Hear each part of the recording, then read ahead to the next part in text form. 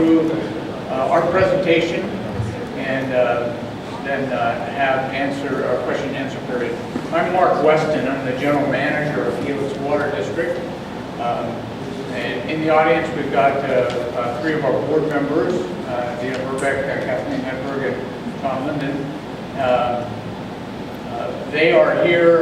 There are more than three, so they will not be able to participate in any of the conversations because that would make this then a board meeting.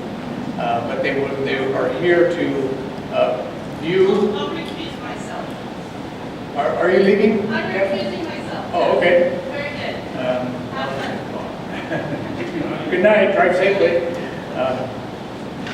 Under the Brown Act requirements, whenever there is a majority of our board present, it becomes the potential of public meeting. And so if there's more than a majority, and that's three or more, then the board members have to be very careful not to participate in the conversation or dialogue, because then it becomes a public meeting. We're now down to two, so two of the board members are here, and they may or may not participate in questions and answers.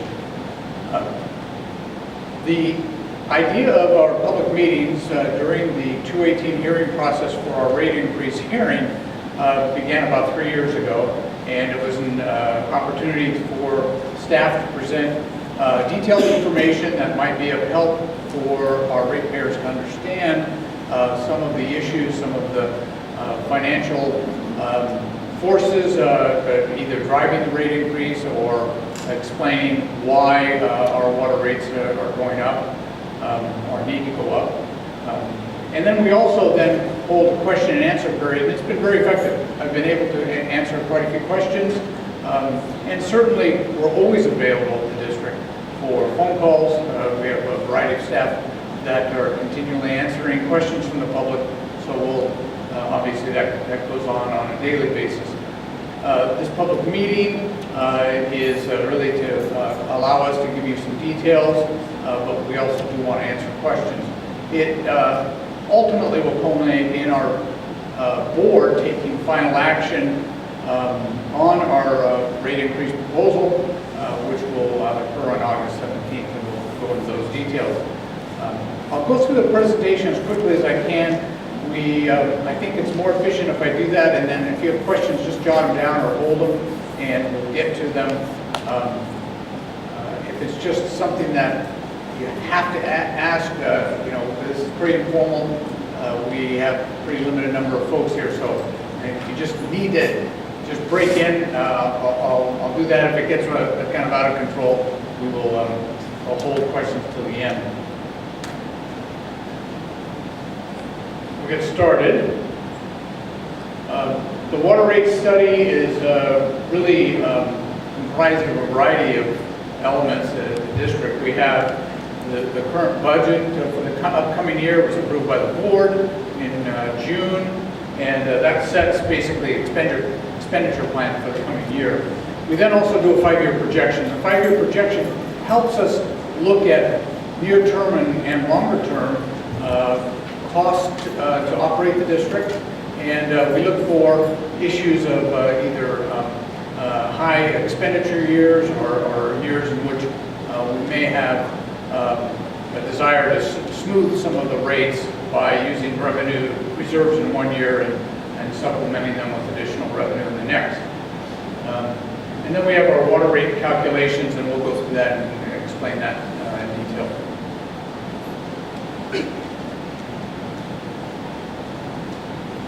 Here are some of the highlights for the budget year. We are coming off a second wet year. Wet years are very, very good for the Helix. We are one of the few districts that have the ability to capture local runoff. And the local runoff is really important because that is a source of less expensive water. It means we will buy less water, imported water, which is very expensive water. So when we have extended periods of drought and we have very little local water, that of course affects the ultimate cost of our water to our customers. So we have a second wet year, and we are very, very glad of that, because we basically are coming off about 11 years of drought, and 2 wet years in a row have really been helpful to reduce our rate increases. But our wholesaler still has rate increases that are pretty significant. So we purchase still quite a bit of water. We'll go over the numbers, but we still purchase a vast majority of our water from our wholesaler, that's the San Diego County Water Authority. Our wholesale water increases will be about 16.5% on a per acre foot basis from our last year's budget. So we're just looking at from year to year, this coming year, we will see about a $3.8 million increase in water purchases, even with the scenario of a wet year. We do have some operating and administrative increases this year, 1.48 million. We have a capital program. I'll go into detail about the capital program, and those increases for the coming year are about 1.66 million. We've done quite a bit of staff reduction over the last 3 years, at a total of about a 10% reduction in staff. And probably one of the biggest drivers is a good news, bad news story. The good news story is our water conservation efforts by our ratepayers have been absolutely incredible. When we asked ratepayers and our customers to save water, they did an outstanding job at doing that. Over 3 years, we have a 25% reduction in per capita water use. We'll go into that detail. As a business, it means we sell less of what we deliver, which means all of our fixed costs, which remain relatively the same, have to be recovered in fewer number of units sold. So that, as I said, water conservation has a good news, bad news story. It means you are buying less, but it does have a cost impact to the district and to the ratepayers. This just is a graph of what's been going on in terms of our use of water. Again, a great story, because long-term, and we're talking, when we say long-term, 5, 10, 15, 20 years, there will be continual pressures on water delivered to Southern California. And we need to transition to less use per person. So we were over 140 more than 3 years ago, 140 gallons per capita per day. That means each one of you in this room are using about 140 gallons. We're now down to 106, or if not the lowest, we're the second lowest in the county. Again, great news for long-term water planning, long-term water management of the district. Tough for, in terms of transitioning from a higher per capita water use to a lower per capita water use, because we still have, as I said, a lot of fixed costs in the district that still have to be recovered. We're now down, our demand continues to drop. We were well into the about 45,000 acre feet not many years ago. We're now down to the demand that we're planning for next year is about 32,000 acre feet. That's down from about 45,000 acre feet about 4 years ago. Again, good news for water resource planning. It means we're getting by with a lot less. It means a lot of residents are converting their landscaping. But it does create a financial change in the district that we need to manage, and we're in the process of doing that. We talked about the capital program. The district has about $1.5 billion worth of infrastructure in the ground, in dams, in terms of our reservoirs, in our treatment plant, our operations center, our administrative office. Vast majority of that are pipelines in the ground, and all the appurtenances with the pipelines. We have over 700 miles of pipelines in the ground, ranging in size from 2-inch to up to 84-inch diameter pipelines. We've been operating for years under a capital program. We're doing a pretty good job in many areas. There were some areas where there was quite a bit of deferred maintenance going on. We were really not replacing some infrastructure in a timely manner. A lot of our focus had been on the cast iron replacement program over the last 10 years. This year, what we did was we said, let's take a look at our capital improvement program and decide if we are really replacing all of the infrastructure in an appropriate fashion. In other words, we had some work we were doing very well. We have a brand new, virtually a brand new water treatment plant, the new operations center, the new administrative administrative office. Those were all built at the end of the 90s. We have done a good job in cast iron replacement. We've done a good job in some tank replacement, pump station replacement, but there still were areas in the district where there's deferred maintenance going on. And the way we look at managing the infrastructure that all the ratepayers enjoy, they use, and they also pay for it, is that we looked at the capital program and we redefined it this year and took it to the board and gave them a variety of options in which to fund the capital program. But these are the main elements in the capital program. We have cast iron replacement, pump station replacement. We have 25 pump stations throughout the district, storage tanks. We have 25 storage tanks throughout the district. Small valve replacement program.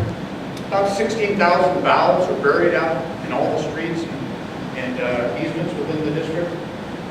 Treatment plant improvements. That plant is probably worth now about $250 million. And there are elements within that plant that we need to budget for replacement. We have special projects that we work on from time to time. Distribution system improvements. Throughout the distribution system, we have a variety of appurtenances that have to be maintained. We have a large fleet of equipment. We have large valves. We have 400 large valves. When I say large valves, that's 16 inches and larger throughout the district, both in our raw water supply and our treated water supply. These valves need to be maintained, and in many cases, there's been a lot of deferred maintenance on these large valves, but we really need to start addressing some deferred maintenance issues around the valves. We have some old riveted and welded steel pipelines, not very much of it, but it's time to move it out of the system. Some of it dates back to the 1920s. We have a solar program. We put in solar panels. In 20 years, we need to buy those solar panels. We have a minor replacement program, a fund that we have, so we can buy those. And then we have our entire computer system. Much of it is, the programming dates back 30 years, and we're really coming to the point where we're going to have to make a major upgrade within the computer system. Now, when we rated our capital improvement program, we're doing a good job. If we rate it kind of like Consumer Reports does, good to very good, we looked at improving that to a little bit higher standard and catch up on quite a few of the deferred items that we've talked about. And then we looked at if you were really managing a full life cycle replacement, what would that cost the district? The board looked at all of those options and approved redefining, redesigning our capital improvement program, and then directed staff to include that into this year's budget and, of course, future budgets and future rate planning. So this is what that looked like. The capital program, the red line, was what we have been funding on an annual basis for our capital improvement program. It runs roughly 11, 12, 13% of our entire budget. So it's not the majority of our budget, but it is certainly a notable size of our budget. So the red line was what we were doing. The blue line is what we have redesigned, and really we have a much superior capital program. In the early years, we'll be spending a little bit more money, but as we get out about the 6th, 7th, 8th year, it's about the same cost or less of what we were doing in terms of capital program planning. As I said, this is a major function of what we are responsible for doing, is maintaining the equipment that provides you safe, reliable drinking water every day. Can I interrupt? Yes. You start at 2011. How does that compare with times in the past? Because you're not showing that. The line is basically about the same slope of the line. It's about a 5.5% slope is what that is, 5.5% increase. I want to talk a little bit about some of the elements that are behind the scenes that you may not have picked up, wouldn't have picked up necessarily in the 218 notice. We've reduced 15 full-time positions over the last 3 years. We're down to now 149 full-time positions. We've reduced 9 part-time positions. I think our part-time now is 14 positions. It's about a 10% reduction in staff. We've done most of that through attrition. Every time someone leaves the district, either through retirement or moving somewhere else, we spend a lot of effort to make sure we need to fill the position if it's critical, if it's not, or if it can be blended in with other jobs. We've done that. So we started that early on when we began seeing a lot of pressures on the rates due to wholesale rate increases. I guess over the last 4 years, our wholesale rates, the cost of us buying water has increased about 76% over the last 4 years. That's really the biggest driver in what it costs the district to operate the district. Okay, now we're into the budget. Here's where we spend money. 40% or 39% of the money is spent on buying water and moving that water around with pumping. 13% is capital, that's replacing what's in the district. And 48% is general operating administrative costs. It includes everything from all of our construction crews, all of our meter reading crews, all of our office staff, our computer staff, our accounting staff, administrative customer service staff. It includes most of the water treatment plant operator costs, and then all of the operating costs to do the work that we do, such as all the construction costs to repair pipelines, to replace pipelines that we do in the district. So that just gives you kind of a flavor as to where are the big chunks of money spent. Under general operating administrative costs, that's the element that I said is about 48%. Here's how that breaks down. The numbers are in the table, and where do we see the pressures and costs? Really been able to stabilize just about all the operating and administrative costs, benefits, medical costs, pension costs, and what we call other post-employment benefit. That's a trust fund that will basically pay for future benefits. There is upward pressure on that. Much of that has to do with the losses that we incurred in 2008 in the CalPERS funds, and so there's been pressure on us to put in a higher contribution into our pension costs. Mark, could we, question? Could we look at that just for a second? Your labor and benefits are running about, what I add about 20 million out of the 32 that you have to deal with. Is that what you're saying? No, it's about 67 million is the total cost. No, but part of it's to the water authority. You can't control that. Of your controllable costs, Mark can't do much about that. We'll talk about that later. But of your controllable budget, you're over half is your labor cost, right? The administrative, yeah, I mean, the numbers are there, right? It's about 20 20 or million. 32, I'm just saying. So labor is a labor-intense business in that sense. When you're running over 50% of your controllable cost is labor cost, right? It is what it is, you're right. Yeah. When you compare it to other government agencies, it's certainly lower. If you look at cities as an example, Well, cities are much higher. right. So the operating of this district. You sort of can divide it in half because typically a water district, half their cost is for water, so therefore your percents drop by half as far as your total budget. But relative to what Mark controls, Mark doesn't have a lot of control, and we'll talk about that over the water authority, what they charge you. Yeah. Are you going to break these down, Mark? I'm going to break, not in the presentation. We have them in the What budget. is the general O&A composed of? As I said, the general O&A is most of our labor costs.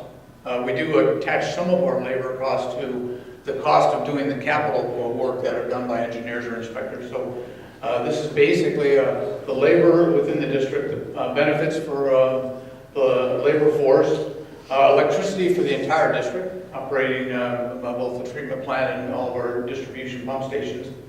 Bond service is, we incurred debt about almost 10 years ago, and this is the debt service or the payment on those bonds. And then general O&A would be all of the costs associated with materials that we buy in order to operate the district. So pipelines that we buy, valves that we buy, any materials that we buy to operate the district, all the chemicals, the treatment plant. What does O&A stand for? Operations and administration? Yeah, right. We just call that the general O&A. Okay, So it there's includes no labor everything. costs, there's no labor in there. Correct. Okay. Yeah. Okay. So once we've got the budget established, then we also prepare a 5-year projection. And the 5-year projection is important to us because we don't want to be blindsided by costs in the future. So this allows us to help us understand what future cost increases will be and what future rates might be. So we get as much information as we can, make projections for the future for our capital expenditures, wholesale water costs, our electricity costs. In our case, we have a long-term electricity purchase contract, which is stabilize those costs. We estimate our benefit and labor costs, and then our district maintenance costs. And what this does is just help us understand what future rate increases might be as we make decisions on the current funding year. We also maintain in the 5-year projection we establish. There's a couple of reserves that are really important to us. There are several reserves, but the two most important ones are our general unallocated reserve, which would be our general savings account, and the second one is a rate stabilization fund, which is a more targeted fund, which is really used at periods where you might want to use those funds to help in a year in which there would be a real notable or sizable rate increase. We used it 2 years ago when we were hit with such a large increase by the water authority with our wholesale water rates. And so we used our rate stabilization fund. We then replenished it. So these two savings accounts that we have are basically just like you operate savings accounts in your personal finances. And we keep those. They're actually pretty low in terms of what the industry standards are. Once they're used, they're gone, so we're very, very careful of how we use those, and we manage them, and I'll show you what the levels are, but we manage them at pretty reasonable levels, and of course, when we use them, we want to be very careful when we use them. Here's some other factors in the 5-year projection. Our wholesale rates from our wholesalers are still projected to continue to go up every year. The next calendar year, from our wholesaler, they're estimating about 12%, and then still pretty high, in the 7s and 8% in the outlying years. Now,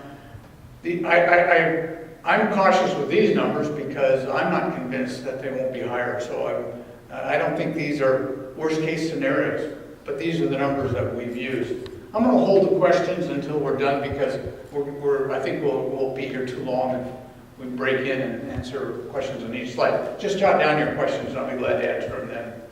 Electricity costs are stable, I told you about that. And our CalPERS contribution rates. This year's the total rate with subtracting the employees are starting to pay part of that CalPERS, and that will continue to increase in the outlying years. And then we have an OPEB requirement that's it's basically a trust fund to pay for future retiree medical costs. It's a requirement under the accounting standards to have that. We don't need to build that fund. We could do it as a pay-as-you-go fund, pay it every year. But by building the trust, it allows us in future years, if we ever want to sell bonds, we will have a better position in the market to buy and get a lower bonding rate. What are other factors in the 5-year projection? We're going to take some of the water that we got from last winter and we're going to use it in this coming year. But in the outlying years, we're still anticipating dry water production years or low water production years. We started budgeting more of a lower local water production because we were surprised with the drought that we are just coming out of, and We think this is a little more prudent budget, a little bit on the lower side, but by the time we know what the rates are going to be for any given fiscal year, we've already been through the previous winter. So in this case, we're still budgeting for a dry winter next winter. I talked about runoff. Runoff is a big deal for us. We love when it rains, and it definitely offsets the cost of imported water. And we are adjusting to the effects of water conservation. Again, important that we do save water for a long-term water supply, but it does have an impact on our budget and an impact on your rates. Unallocated general fund reserve, a question may be, what's that looking like? Well, back in 2004-05, we were up around 23 million. We've been using our unallocated reserve for some capital projects and also to offset some general operating costs. But we're down to what we always do is out of the last year. Let's see if I can get that. There it is. This is the 5th year of our 5-year projection. We always target that to be about 10% of our operating costs, and that's about what the industry suggests. Some agencies have higher, they like it up around 25%. But we always target the 5th year of our 5-year projection to be about 10% of our operating costs. So you'll see that even over the next 5 years, we're anticipating using some of our reserve. Just between the current year and next year, we'll be using about 1.6 million out of our reserves. So that's our general unallocated, our unallocated general fund reserve. And our rate stabilization fund, I talked to you about that as well.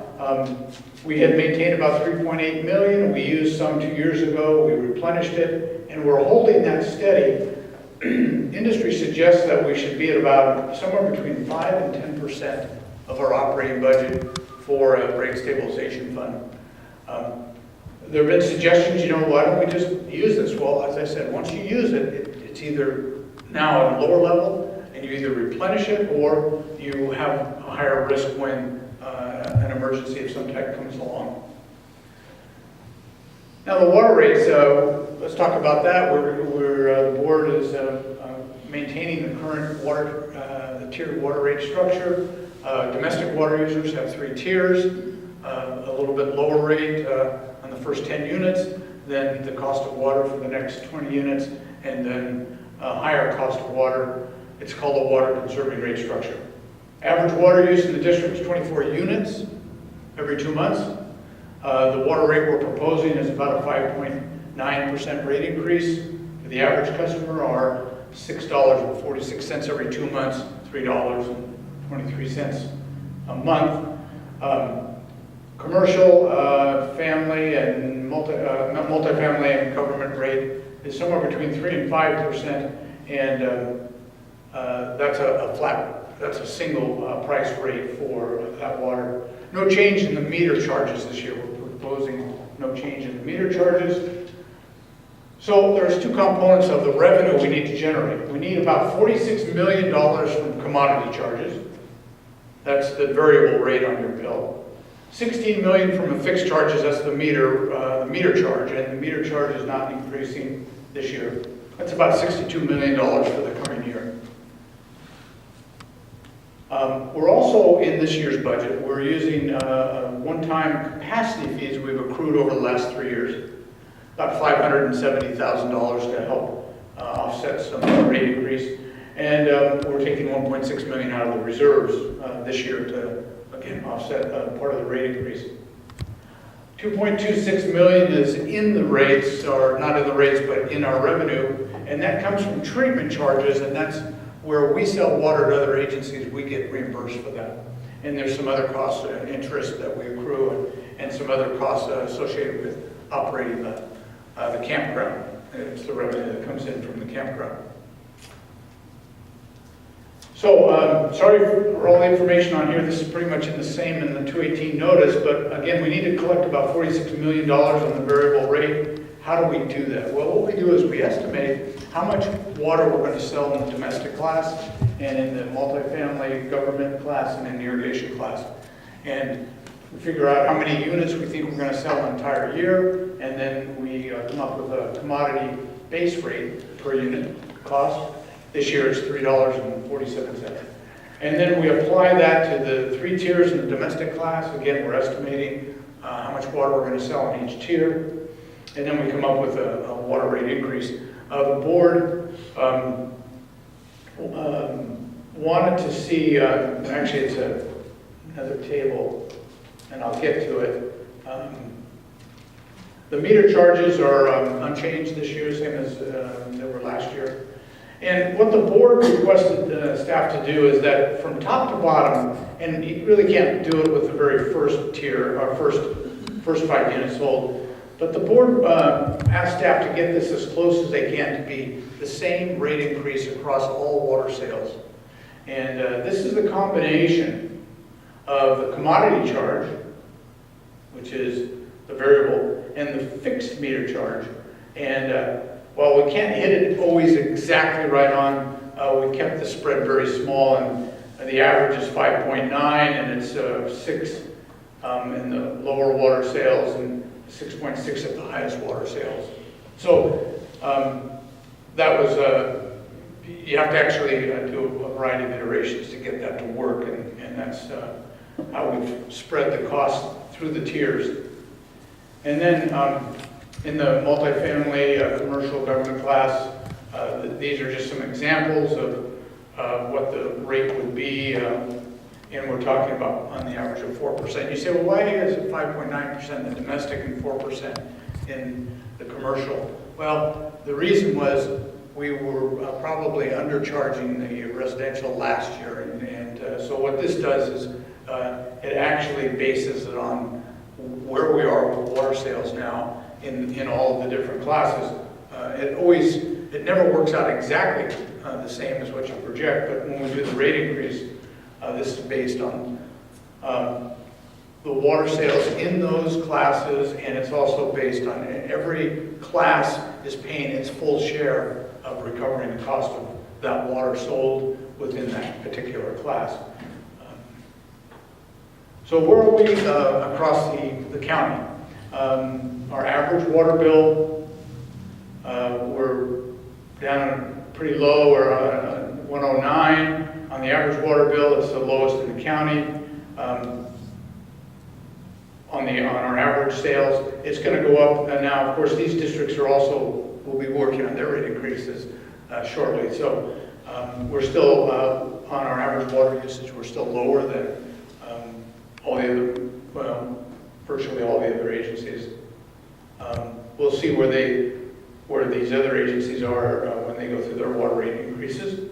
Again, they're all facing the same issues we are in terms of wholesale water rates going up. This one is a comparison of commercial account. This is our average commercial this is the average of all of them. This is the Helix rate. You can still say we're below most of the water districts. And in summary, the cost of the water from the Water Authority is going up. From last year's budget, it's 16.5%. We are receiving the benefit of the rain from the second wet year. So factoring that in, we still are going to see a $3.8 million increase in water purchasing.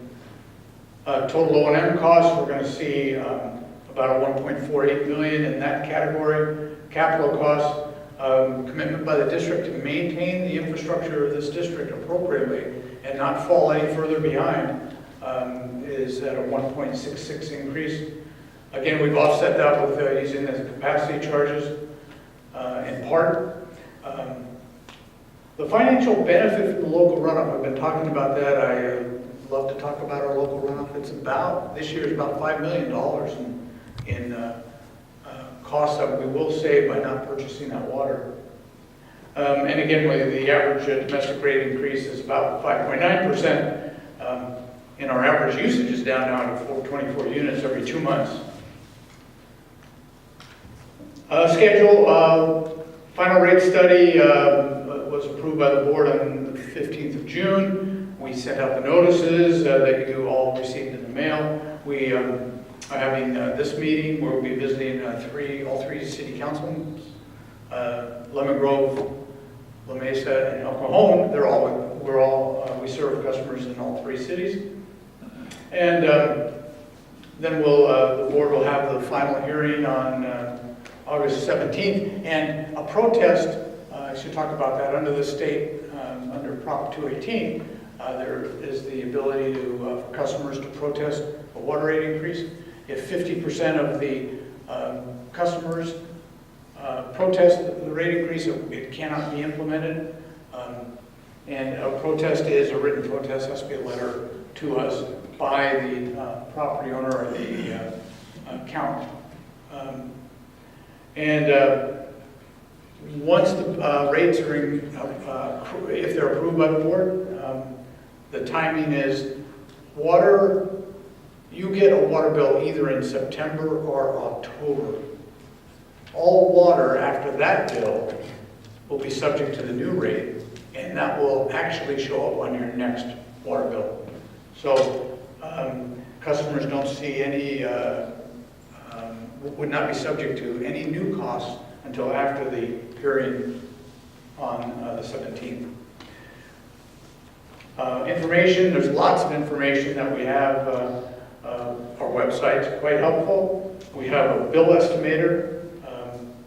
If you want to take your current usage and apply what the new numbers would be, if the rates are approved. We have our annual budget on the website. We have our water rate study, all sorts of water conservation information. And we're very, very proud of our customers in terms of the reduced water usage in the district. It does affect ultimately the rates. So we do get the question a lot, hey, I'm saving water, why are my rates going up? When we asked people to save water, it was really based on how much water do we have available in the district. And then when we went into allocations, we did not know how serious those allocations were going to be. And it was really about saving water.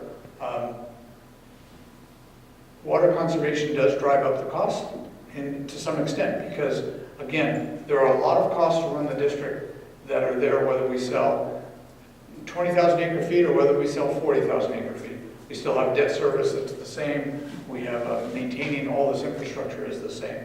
So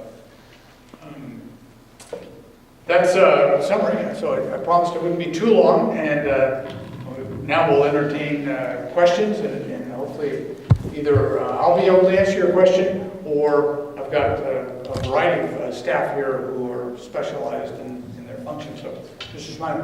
Mark, can you please explain to us how the wholesale water rate structure works? So you're buying water from X company, corporation, authority.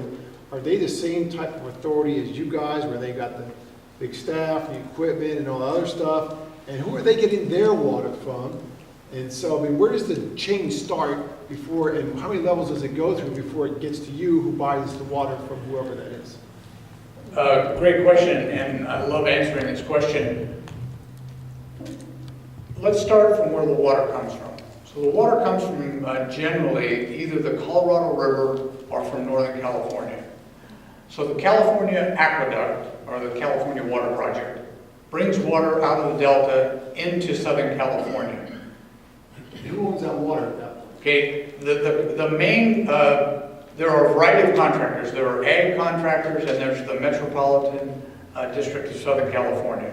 They are the wholesaler for virtually 18 million people in Southern California. They're the big wholesaler, the big W. When you say a wholesaler, what gave them the right to be the wholesaler? Who contracted them to be able to wholesale water? The state of California, through the legislature, created the Metropolitan Water District of Southern California by a legislative act.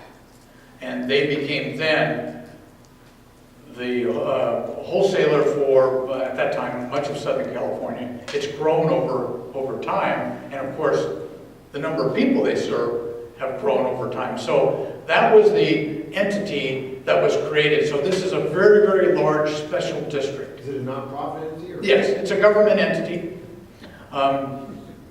35 board members who are appointed from throughout Southern California, representing all of the water purveyors in Southern California.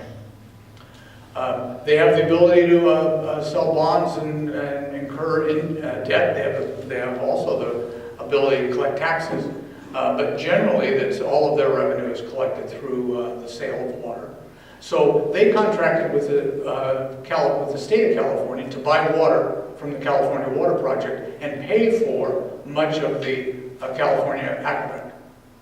They also built the Colorado River aqueduct and the facilities to bring water from the Colorado River into Southern California. So they incurred that debt back in the 30s. They also participated, I believe, in the electrical facilities and the cost of building Hoover Dam. So they're also involved in a variety of big pieces of infrastructure on the Colorado River. So they bring this water into Southern California. Then they sell it to 24 member agencies. San Diego County Water Authority is one of those member agencies. Now, the San Diego County Water Authority is our direct wholesaler.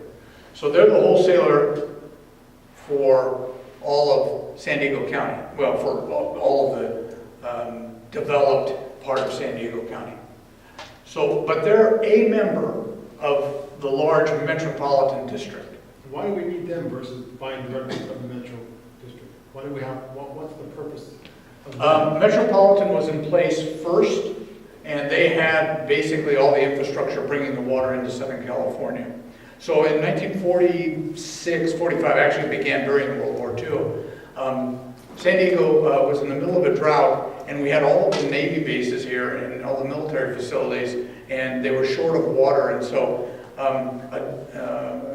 an agreement or a contract was entered into in which San Diego joined Metropolitan, and a pipeline was built by the Navy to now bring imported water into Southern California. That was the first pipeline.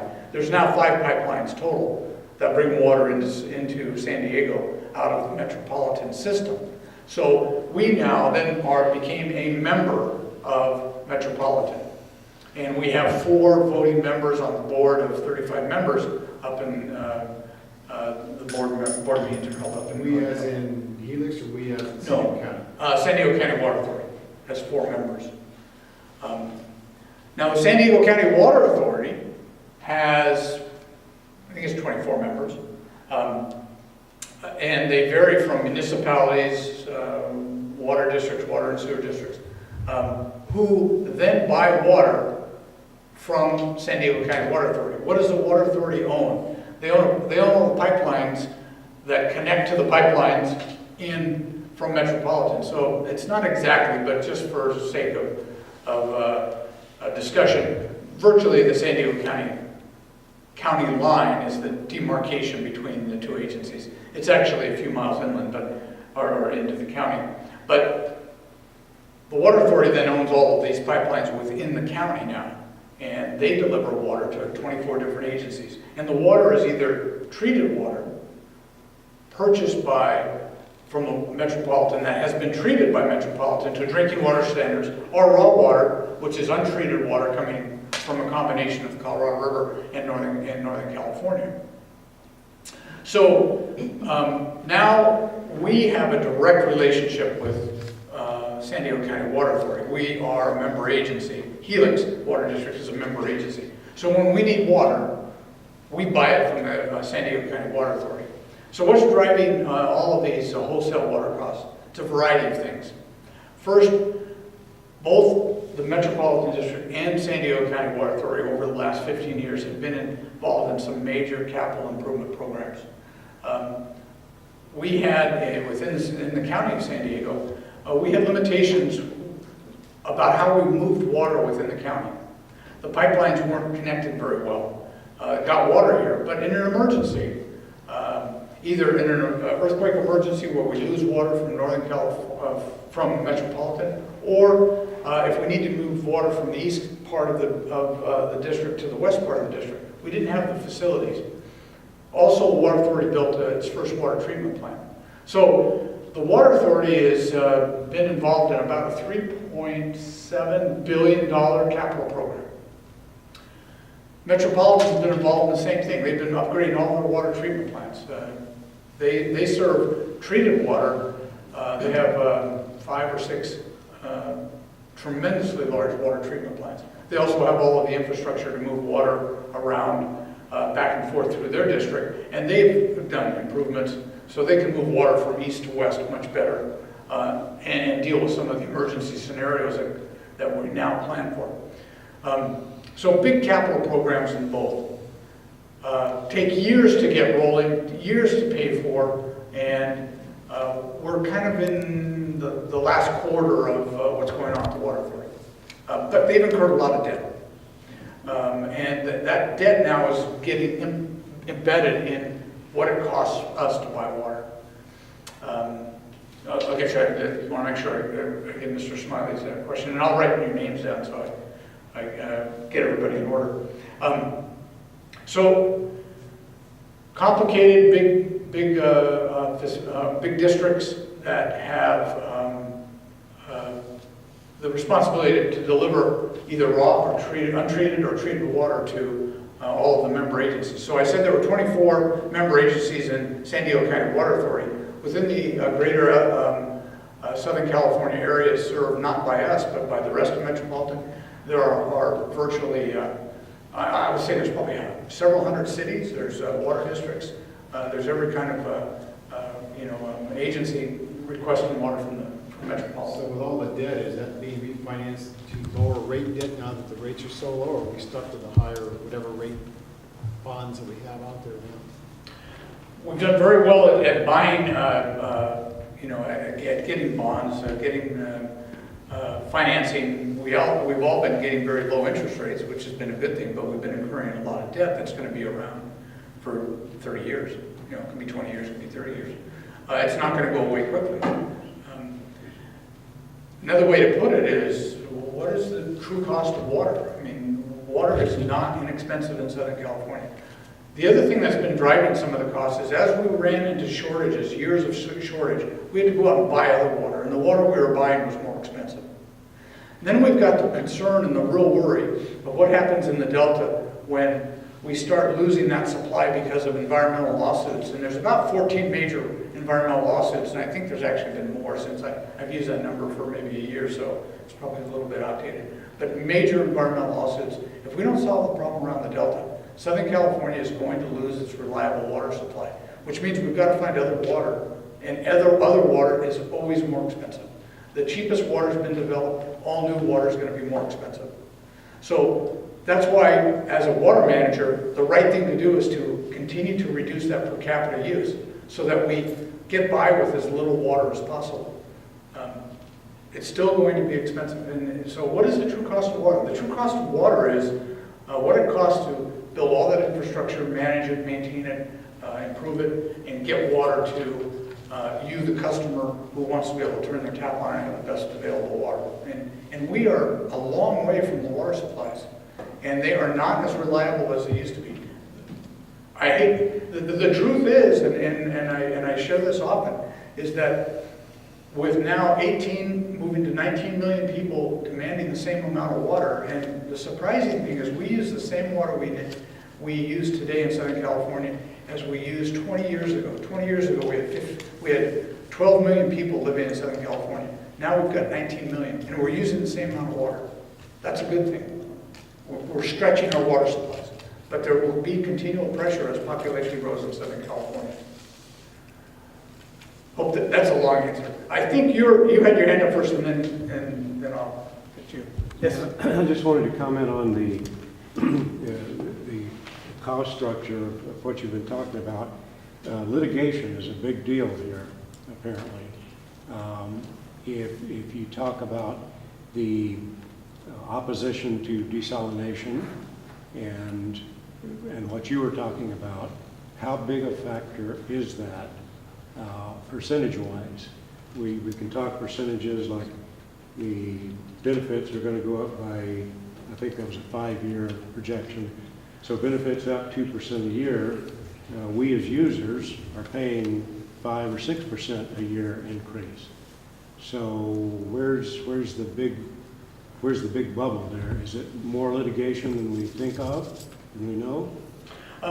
Litigation, I would say, in most cases, is a pretty minor cost to running either our district or any district.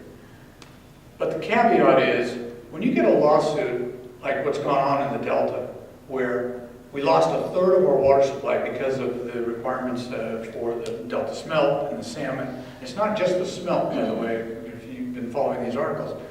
There's a whole host of species that are impacted in the Delta. So that's huge impact to water supply in Southern California. General litigation within the district, our claims are very, very low. They're pennies compared to the cost of running the district. We are involved in a lawsuit. The determination that will be years down the road. It's a contract dispute in a contract that we entered into nearly 15 years ago. So that's going to be a long time to be resolved. That is not built into this rate case except for the cost of our attorneys. But generally, litigation issues are not impacting us except if it has to do with, the macro delivery of water to Southern California. Yeah. Hi, just was wondering, you said that the normal increase had gone from 12.2, 8.2, 8.4, 7.8 up to 2015. That's kind of the projected, but you didn't include in there anywhere the El Monte sand mining project where you're going to do the controversial toilet to tap project that Helix has been discussing. And in our community meeting that you have there with us, you had indicated that water was actually 300% more expensive than the current water. And I was wondering why that wasn't brought into this presentation. The ratepayer should know what it is that they're going to be getting and how much it's going to cost them in the long run. That's even without the mitigation and the litigation that will surely follow that project, and that won't be a small number. Just was wondering why you hadn't brought that forward to. What we've included in this rate analysis for this year is the cost that we will incur in working on the EIR for the next 12 months. As we presented at those public meetings, the EIR is probably a 3-year process. And then from there, we have to get all of our permits. And so the cost of that project, and it has not been approved by the board. The EIR has not been completed. There's still a lot of work that needs to be done, and we'll be continually briefing our board on issues related to that project. Once we know what those projects are and whether or not we're going to go forward with those projects, then we'll start building those into the rates, and the board there'll be big decisions the board will have to make. A little premature now. We know they're out there, but just recently Padre Dam is deferring much of their capital work. Their project happens to be real critical to our project. If they delay their project by years, then that changes the scenario. So we'll be looking at that and presenting some ideas to the board next month. And as you know, this is a very, very large project. $200 million project. It doesn't happen overnight. We're not going to surprise anybody. Once we know through approvals and the board certifies the EIR, then we'll start, blending those in. But those decisions are still way down the road. Before Dan, Lisa, did you have a question? You had your hand up. Yeah, of course I'm concerned about those capital costs too, and I understand that they're not in these projections, but that is the long-range concern that I have in terms of the effect on the rates. I took the 2-day tour that the County Water Authority provides, where you get to see all that infrastructure is amazing. I thought Did you go to the Colorado River? yeah. Oh, good. Oh my gosh, I thought I knew a lot about water delivery systems, being a native Californian and all that, but whoa, man, it was very educational. And one of the things they took us to was that abandoned, basically, reverse osmosis facility that's sitting out there, the multi-million-dollar facility that had those very high maintenance costs and is just not being used at all. Yeah. So, you know, I know that Padre Dam is kind of getting cold feet about this, and I know that reverse osmosis has those very high maintenance costs, it's very energy intensive, which is also very expensive. And then you've promised us, those of us who live in El Monte Valley, that the sand mining will only last 8 years. And of course, we've told you we don't think you're going to get the revenues you think you're going to get off that. But even if you do, it's only 8 years. I'm sure that how much revenue you get off the agricultural leases is fairly minor, but the concern being that those revenues are sustainable and you can always have them. You tried to get more with the golf course. I think that might be the litigation you're still involved in. You're going to try to get more off sand and gravel mining, but we have our doubts about that. And even if you do get them, it's only a short-term process, but then these capital and maintenance costs are ongoing. So it may be beyond the projection that you're looking at now because it's farther down the road, but it is those long-term financial costs that I'm concerned about. And legitimate, and we will, I'm sure, spend a lot of time talking about that at the board once we know what those are. And the process has been very, very worthwhile out in the valley, and we will continue to, work on the EIR. As I said, there's some things that are changing, certainly Padre Dam's issue around their financing, and so we'll stay tuned. Stay tuned. Believe me, we will. Yeah, we will definitely keep you informed. Dan? Yeah, all local districts always throw hand grenades at the water authority, but I mean, we have to remember John Linden, who is here, and Richard Smith sit there. Now, and they vote yes on these rate increases, so we are being representative. I mean, they are voting yes, as far as I know. Has there been any discussion on your board maybe to try to slow those raises down, or has the board always just gone along with them? And then I wanted to talk about elasticity of demand.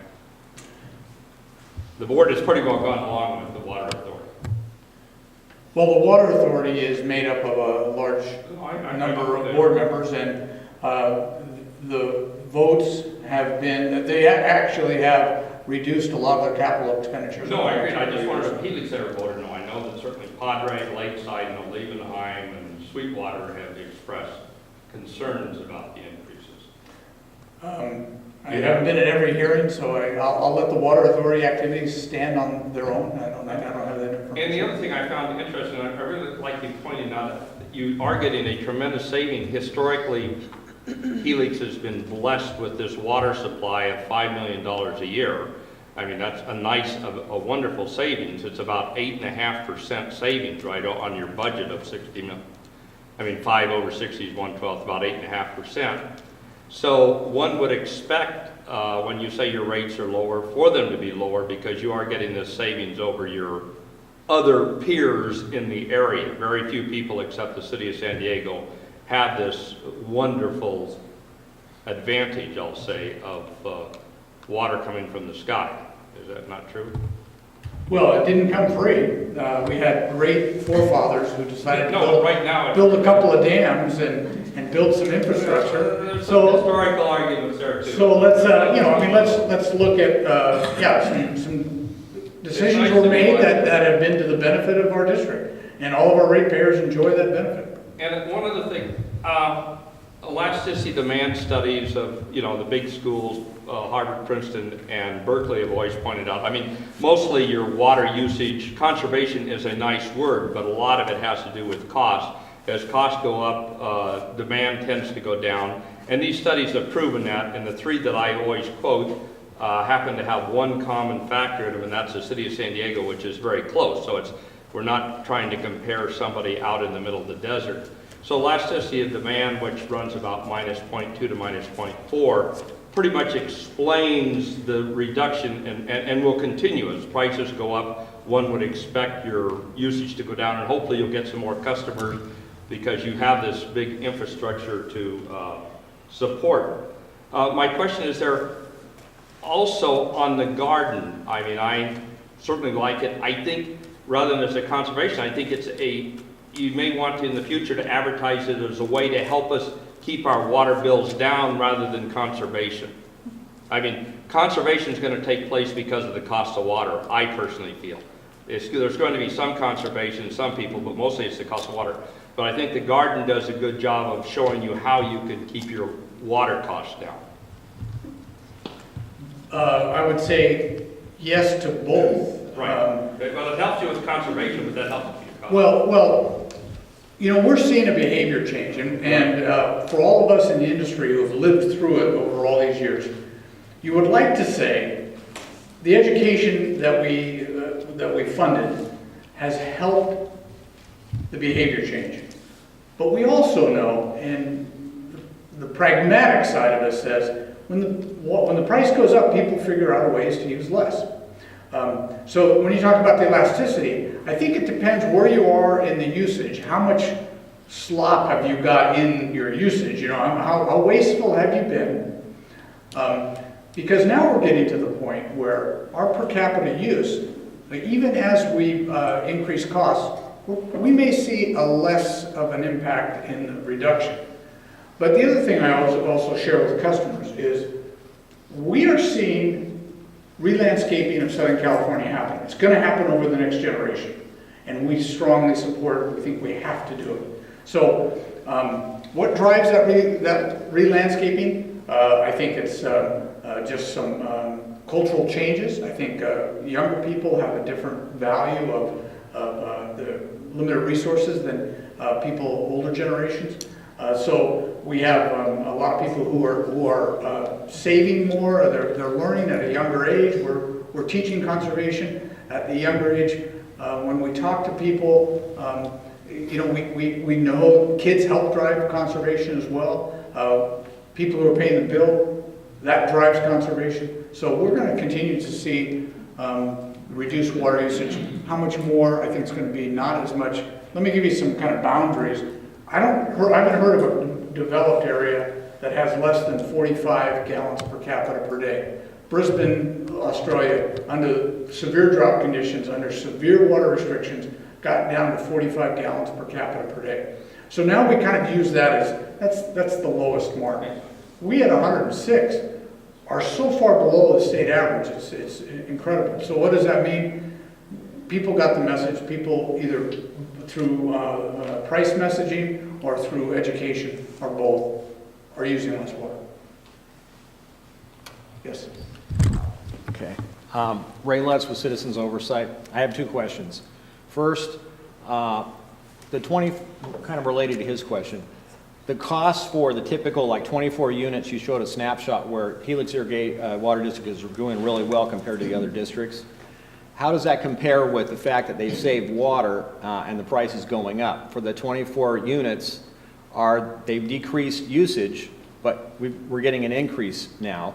So what's the net impact? Are we going to be, is that user saving money since they cut their usage way down, or are they going to be slapped up with an increase even though they saved water?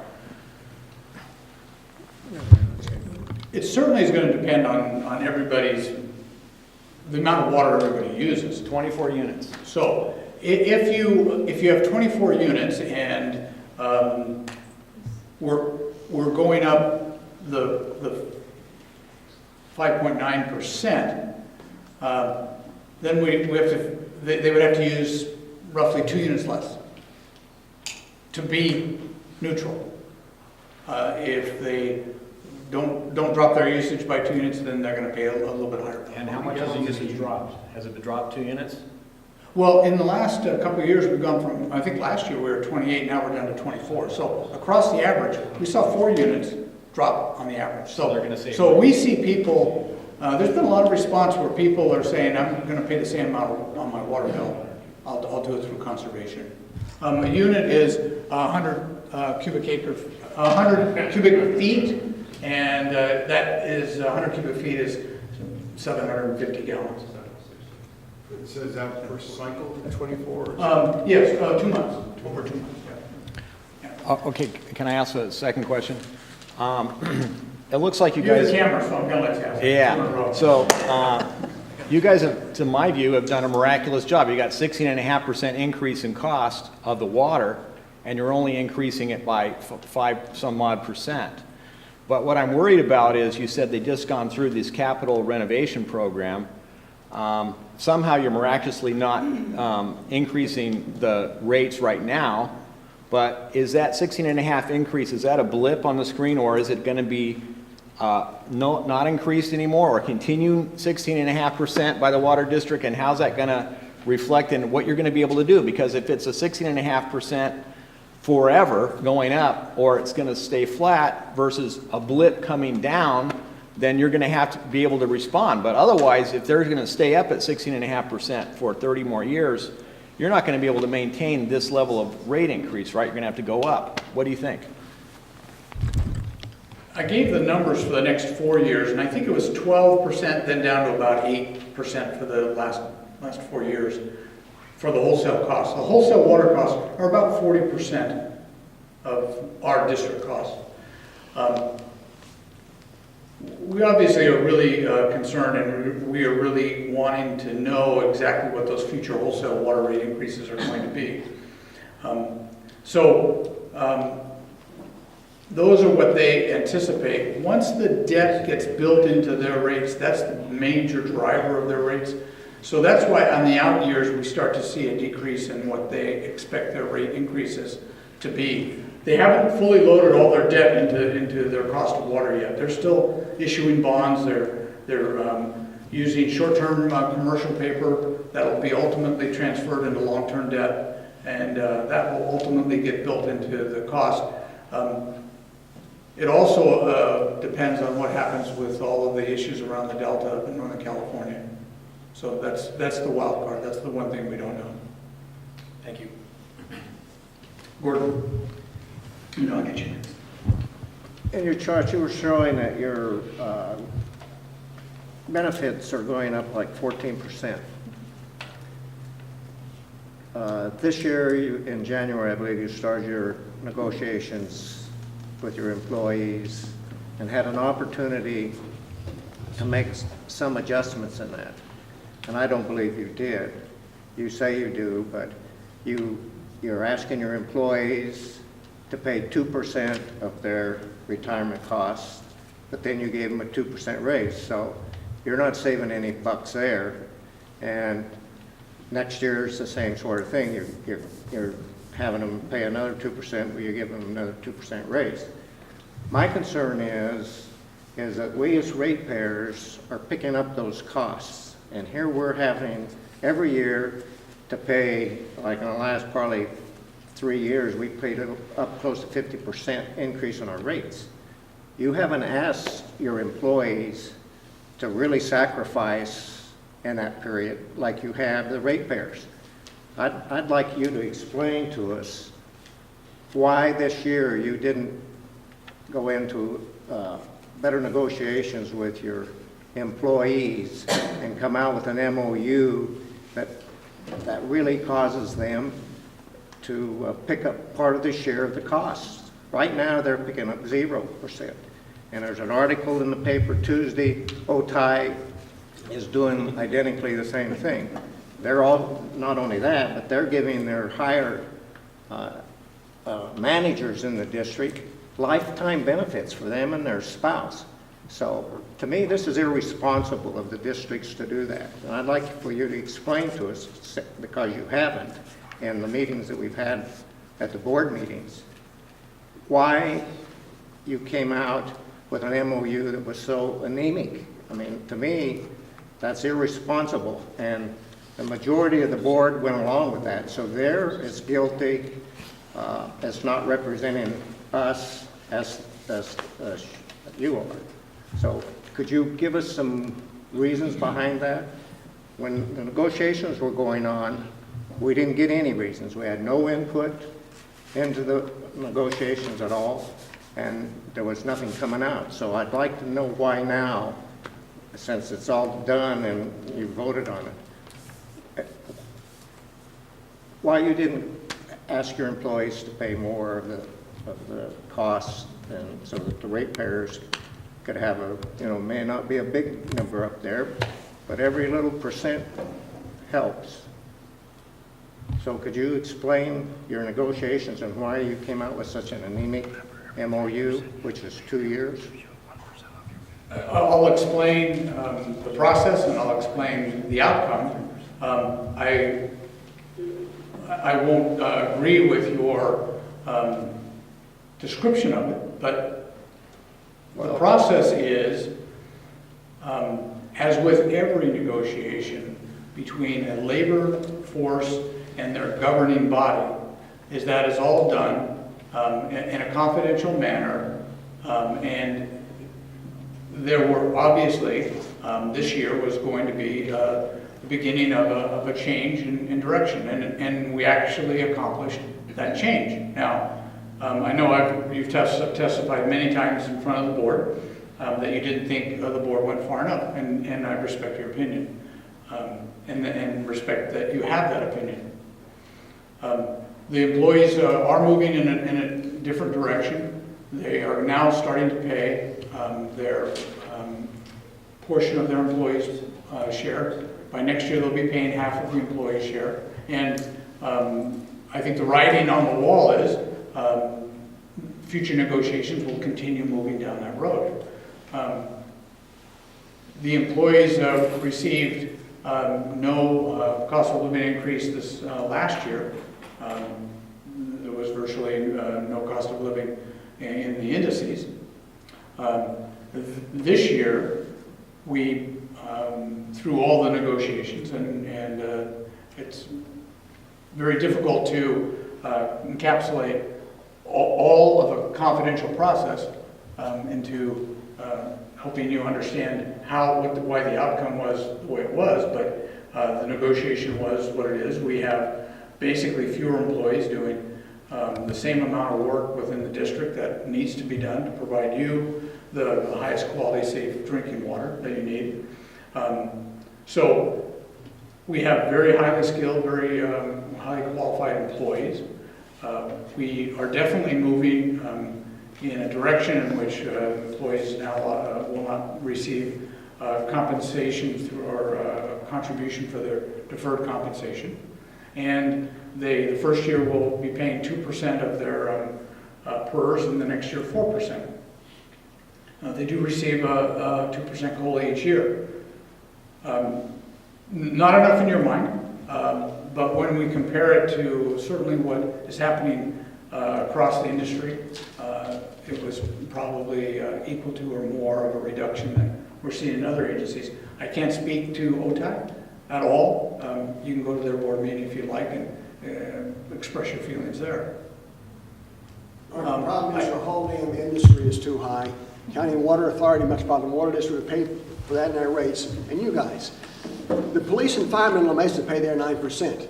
You were going to reform this time, you only went up to 4%. The taxpayers are still paying 4% of what the employees should pay. We're going to be paying 30% of salary just for pensions by 2013, 2014. 20.1 plus 4 plus 6.2 for Social Security, over 30%, just for pensions. That's outrageous, that's obscene. I don't know how you can ask anybody for a rate increase before you take care of business. I don't care how you do the negotiations. The problem is you have employees on both sides of the table. That's why nothing ever gets done. You have you on one side who is an employee, and you have the employees on the other side. You need a real ratepayer rep in there, but you don't have it. The whole thing, it almost ought to be illegal to do it the way you do it. Right. Who represents the ratepayers? The answer to that is the board. The board's not having negotiations, are they? The board's directing negotiator. All they hear is the stuff you feed them, and it's a bunch of crap. Like you're kind of 10 employees. If you look back about another 6 years, you just raised the 10 employees. Now you're back down to where you were in 2004. Big deal. I mean, you guys have more excuses to justify your exorbitant salaries and benefits than anybody. I mean, it's just ridiculous. And you fly under the radar because the majority of the costs are water, the personnel costs are relatively low. That doesn't excuse what you do. And it's just endemic to the whole damn water structure in this state. I'm sickened by it. Yes, sir. I think you have a question.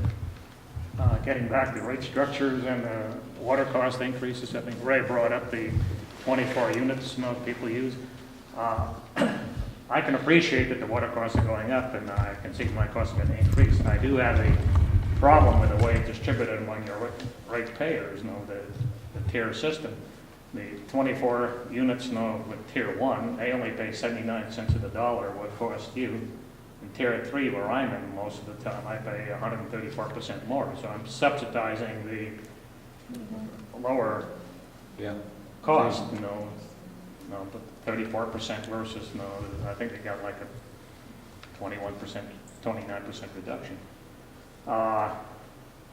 To me, that doesn't make much economic sense. You don't see that, at the pump, when you buy gasoline in there. I mean, I can appreciate, what would happen if all us tier 3 people suddenly decide to conserve? You'd be losing money like 79 cents to the dollar. And if you're going to have a subsidy or system like that, I don't think there should be any subsidy for the lower users. I think it should start at the base cost, increase a little bit up from there. That way you'd be guaranteed of not losing that much income, for whatever you want to do. I did notice in your newsletter, you pointed out here that you have to cut back like 10% on the projects you have to do over the last year. And I would assume a lot of that had to do with the, as you pointed out, the conservation that we did. Anyway, can you explain the 79% versus 134? Yeah, I'd be glad to. First, we start with, it's a water conserving rate structure. So there are a variety of different types of rate structures. One is everybody pays the same rate. I've been to your board meetings. A tiered water rate structure is approved by the state as one of the methods in which a water district can use to price their water to help encourage water conservation. You're absolutely right. Last year we did sell less water in the residential class because the large water users and all the water users bought less water. That's why there's a slight difference between this year and this year between the commercial and the residential. We're adjusting to selling less water in the domestic class. When you buy your first 10 units, you're getting the benefit of that lower cost water as well. Some of our customers don't understand that, but you do, and hopefully you do understand that. All of the revenue that we need to recover in the domestic class is supposed to cover the cost of water in the domestic class. So if you have that as the underlying assumption, then if you have some water that is higher than the base cost or the average cost of water, you've got to sell some water that is less in order that the whole doesn't exceed the amount of cost of that water. So you've described exactly the challenge of when you go to a tiered rate structure is how do you feel right about selling some of the water at a little bit less than the total cost of the water when you know you're selling some of it higher. So you've got the different pricing models for resources. The standard one is gasoline. The gasoline model is you buy 1 gallon, same cost for all the gallons you buy. Electricity isn't that way. And you look at your electric bill, and it's an energy conserving bill. As you use more of gas or you use more electricity, the price per unit goes up. Now, the interesting thing is, and I've showed this to the board and to the customers, is that if you blend the meter charge and the commodity charge, and you would look at what's the cost per gallon, those people who are using very little water, they're paying a much higher cost per gallon than you are at a person who's using a lot of water. So there's a lot of ways to look at rate structures. There's a lot of ways to look at equity. There's no perfect way. Let me say that again. If you blend the meter charge and the commodity charge, those people who are using less than 10 units are actually paying more per gallon than you. Now, the state allows us to separate our bills into our rate structure into a commodity rate structure and a fixed rate structure. So we do that. What happens if everybody conserves and gets down to 24 gallons? Then? Well, then every year when you do your rate calculations, you factor that in because we actually use. Raise them up. Yeah, the rates are global, right? And that's why we went up from 0.73 to 0.79 this year on that lower rate. And we had to go up from 1.33 to 1.34 on the higher rate. But, you know, the lower rate went up too. So we need to recover the cost of delivering water to the entire domestic class. And there's lots of models, there's lots of ways to do it. The bottom line is, you got to recover it all. Mr. Smith? A couple of points, just so, you know, I want to make sure everybody knows. You're having your August 18th meeting about the proposed water hike, right? At the Helix Water Board? 17th. At 2 o'clock in the afternoon. The reason I'm here tonight, because I have a day job now, so I can't make your 2 o'clock meetings anymore. So it's spitting in the faces of all the ratepayers that you all are charging and representing to have your meetings. I don't care if 2 people show up at 6 o'clock or whenever you have it at night, but it's outrageous that you guys sit up there at 2 o'clock twice a month on a Wednesday afternoon when we are all working and don't get off till 5 o'clock. So you guys need to fix that first and foremost. And you've communicated that to the board many times. And nothing's happened. So I guess I didn't communicate well. You spent over $200,000 in losses for the last 3 years on the recreation and the campground. It's projected to lose more money again next year. I don't know why anything's not being done about that, to either close it down so you're not losing any money or raise revenues to at least break even. May I speak to that issue? The campground and the fishing activity and the maintenance of that entire Lake Jennings complex are basically 3 different cost centers. And when we know that the recreational activities are a little bit of a loser to the district. We also know that we have some economy of scale by sharing employees that work on the maintenance of the dam and the lake, and they also work in the recreation. So when we took over the campground just 2.5 years ago, one of the things that we committed to is, let's see if we can clean up the campground. Let's see if we can get more use of the campground. Let's see if we can increase the revenue from the campground. And then work on that for 3 years. And then come back to the board with an analysis of what is the real cost to the district if you close the campground and you just operate the fishing and the maintenance of the lake. Or what is the cost to the district if you operate just the maintenance of the district, which is a total loss. There's no revenue at all. So that's a built-in $100,000 to $150,000 cost.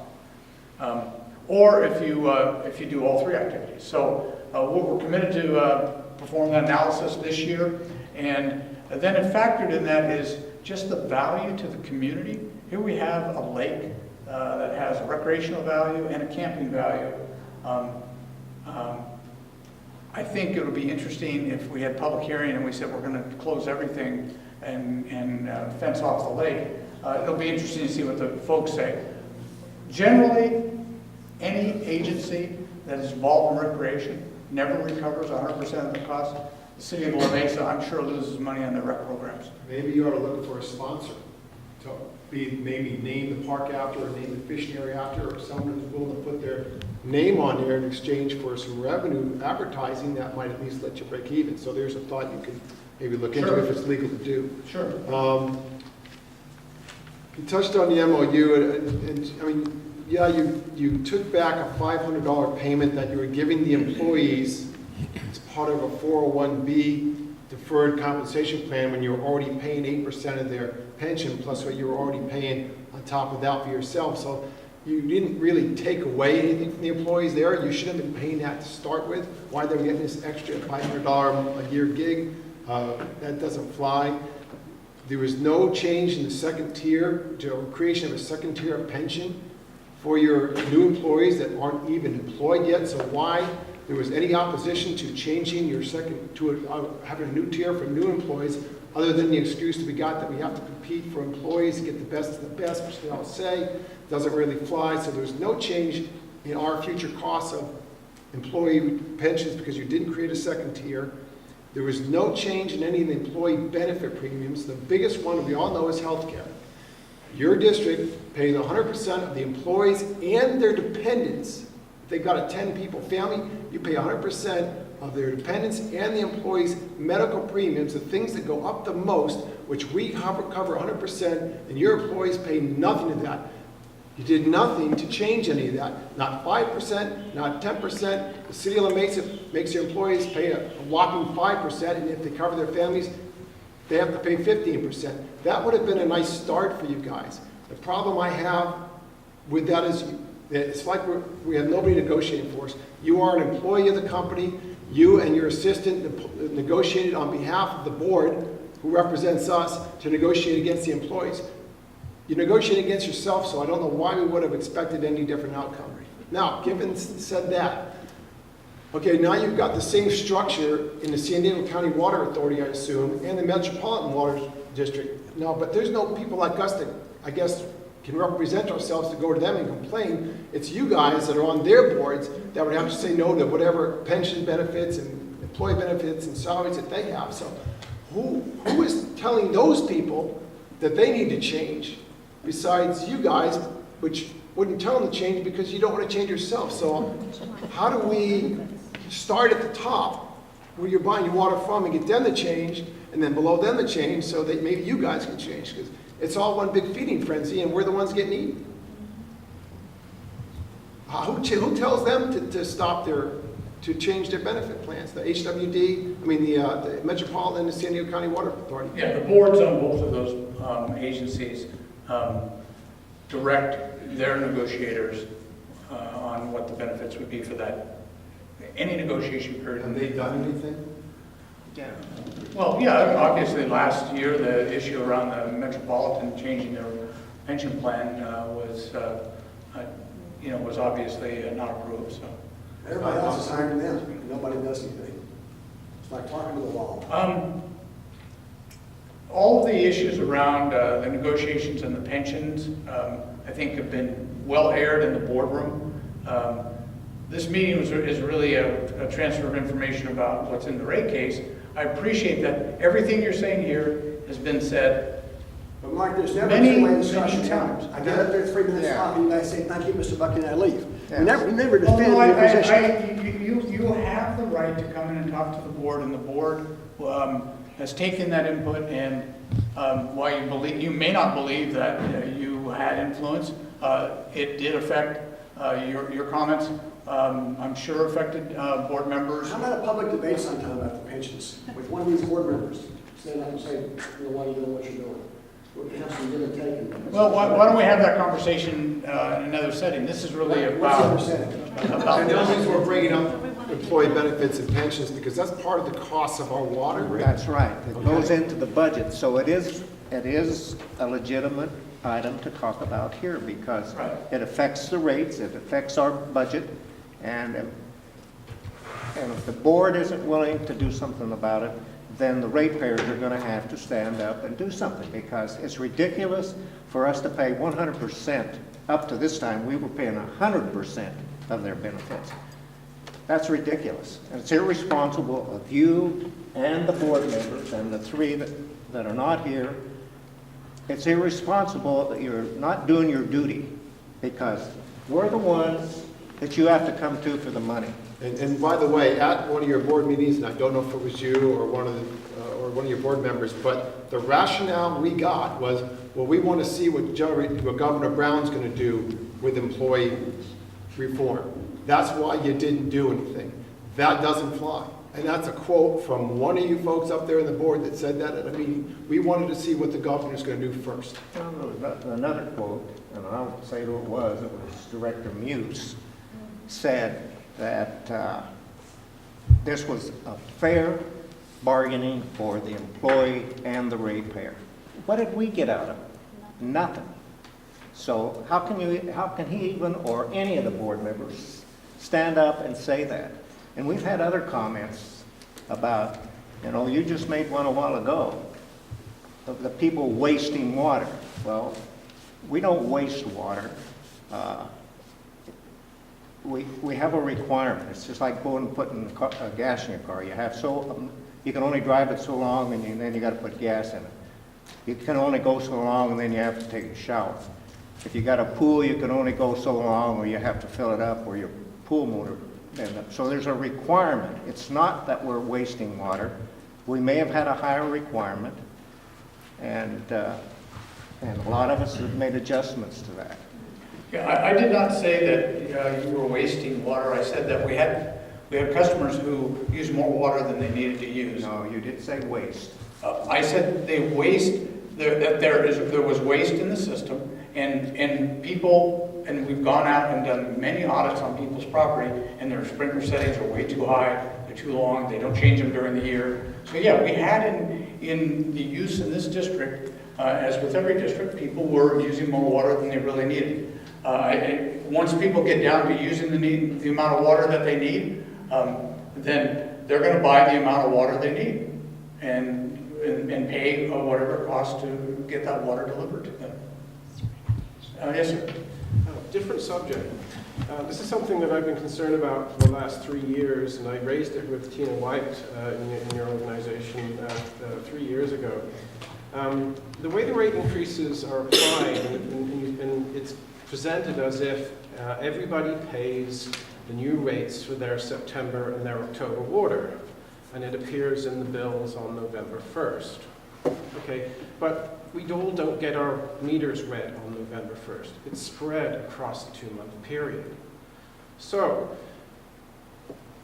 people whose meter reading is on October 31st will get their September and October water for the old rate. Yes. People whose meter read date is November the 1st or after have to pay for virtually that same water at the new rate. The reason why I'm concerned about this is my read date is November 2nd. Okay, so I pointed this out to Tina, and she said, "Oh, don't worry, it evens out over the years." Okay, so that was in that year. I think the rate was on November 1st. Last year it was September 1st. Oh, look, that's the odd month again. My read date was September 2nd. This year again is November 1st. My read date will be November 1st. So I'm one of the first people to pay the new rate on that water that other people have paid the old rate. I first thought that the solution to this would be prorating, like SDG and EDIT. You talked about tiered rates, and they prorate over time, so that so many days at this rate, so many days at that. But I realized that would be a cost to the district to reprogram its software and estimate water usage across the month. But then there's a simpler solution. Just alternate your rate increases between the first of an even month and the first of an odd month. Instead of hitting the odd month every damned year, hitting those of us with meter read dates on the 1st, 2nd, 3rd, 4th, 5th, first every year. We're paying that extra first all the time. So just switch them back and forth. Bring the rate increase to October 1st, push it to December 1st, then go back to November. I won't complain then. Do you understand my point? Yes. Comment received. I know what you're saying. Yeah. Okay. No commitment. I know Tina told you this as well. Is that we have a cycle. So it's the cycle is a 2-month cycle. That's what the reading cycle is. And so we read all of the meters in a 2-month cycle. To split the billing into halfway through the cycle. Again, that's another computer programming change. I understand your comment. Not sure. I'd be excited about making the change. That you somehow look into the system to just make it equitable across everybody, because if it's the same November 1st or the first of the month. Those of us with those read dates after that, just after that period, are always paying first. We pay net extra every time. I understand. So, please. What is your name again? Derek Langsford. Okay, thank you, Derek. Yes, sir. Just a little follow-up on a comment, and we've heard the comment before, and we appreciate your input. It doesn't do any good to contact the board as a whole with our comments and our complaints, because the majority of the board supports the manager. Now that's a good thing for you and not a good thing for us. So part of the board is here, and they know who they are, and that's the way we see it. We can go up there and we can complain and we can talk and we can bring up issues. 3/4 of the board sits there and stares at us blankly, and then they go and do whatever they do, and we never get any feedback. So that doesn't call for an answer. I think you should realize that going to your board members is not necessarily an answer. Thank you. Yes. Speaking of conservation, I was curious as to whether within the 3 tiers, do they all work out about the same? Does the low tier percentage per cap or whatever save about the same amount of water when you ask to reduce the water usage? Have they saved as much as the higher tier? I know we use a lot more, but percentile wise, Yeah, have they saved as much as the rest of us, or, you know? I think we have run those numbers.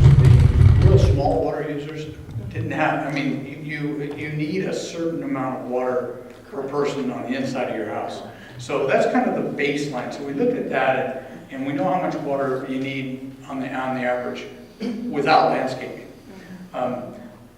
Obviously, folks who have large lots with a lot of landscaping and hadn't implemented some efficiencies, they had the most cost, they had the most water savings, clearly. But we have seen water savings through every part of the tier structure, except honestly, it's below 10 units, it gets really tough to save any more water. Well, I was just thinking in downtown El Cajon, there's so many, excuse me, multi-families living together. I can't imagine that they're not using more water than a single family. I mean, there's a lot of multiple families living in downtown El Cajon now. Yeah, now, So their water usage should be going up, I would think. And you know, what is their level of savings? Have they sacrificed like the rest of us? Or that was my question. because they're in, and we do have the numbers on multifamilies, the water used in multifamily on a per person basis is less because they don't have as much landscaping. And a lot of those users have separate irrigation meters for their outside landscaping. So the homeowner, the property owner, the apartment owner, oftentimes has separate meters for their landscaping. So they're in control of that. So when we put them on water budgets, they're able to really maximize the use of their water. Inside, typically, we're seeing more and more people living in a per apartment unit basis, and so, yeah, their water usage on a per usage basis is pretty low. Many apartments also have gone to building on their own to encourage their customers to conserve.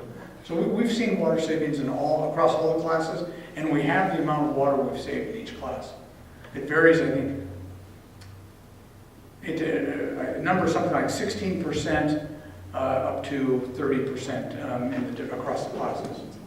I think I'd like to make another comment on that too. I think the reason people are so frustrated with the water situation is that those of us are high water users, my husband and I both are, and we have just reduced our water. We've put in rocks, we've spent extensive amounts of money on rock, on new irrigation systems, and when the new billing came up, it was the same as it was before. Somehow we find there's no sense of reward in having tried to do our part. I mean, many of these people in my neighborhood are just cutting. They're letting their water, they're letting their lawns go, and that's no different from downtown, the tier 1 or tier 2. We're all doing that, but we see no sense of reward for having done that when the rates continue to just escalate on us. I mean, it's rough. Yeah, we appreciate It's that. rough, and we have just practically turned our yard into rock, and the water bill is still the same. No sense of having done something worthy to get some sense of reward, other than we've done the right thing, but... Well, but if you hadn't done that, and you had left... It would have moved, we couldn't afford it. That's what I'm saying, is that the reward is that you avoided much higher water bills, and most of our customers have We understand that, but you as a board, I would think, would be saying, how can we reward these people to have them to continue to do this? Because finally you just say, well, phooey with it, and sometimes we've just said we're going to bite the bullet and pay that big water bill because we find no sense of anybody appreciating what we've done. We know we do it, but beyond that, there's Zippo, you know, so. Well, I have an idea for that, and that is to give out awards to people that actually reduce their water rates a lot in the district and make it something they can be proud of and bring them out in the community and say, these people reduced their water usage by a lot, and at least they get a warm, fuzzy feeling about it. Now, I have a question about the MOU and the various negotiations. I'm just wondering, I just don't know enough about this. Is it legal to have a representative in the negotiation process under non-disclosure and so forth that can be a representative of the community other than the board who's also under the same rules? So as I said, it is true. It's a conflict of interest in a way because everybody's under the same, is going to get the same benefits out of whatever they rule. And they also, there's a natural patting of each other's back between the staff and the board. You know, board, give me a raise and I'll just be quiet about your dirty work. I mean, this happens in some things. I've seen it. And it can happen. So then there's this hush-hush and no one does anything. And so there's nobody representing the public. Is it legal to have a representative come into those meetings and represent the public at all? Is that possible? I don't know the answer to that. I'll find out. Okay, thanks. So, kind of getting towards the end of the time allotment that we had, and I think we've probably covered all of the major questions. Appreciate your comments. And, to say that we've heard them, and I know the board has heard them many times, so I know that that your comments have been received, and we have done a lot to control the cost of the district. As we presented in this rate report, and we'll continue to do that. Know that you are receiving probably the highest quality water in the county with the system that we have, and it is exceptional quality water. With that, I'll stay around if there's any other individual questions, and I appreciate you all coming out tonight.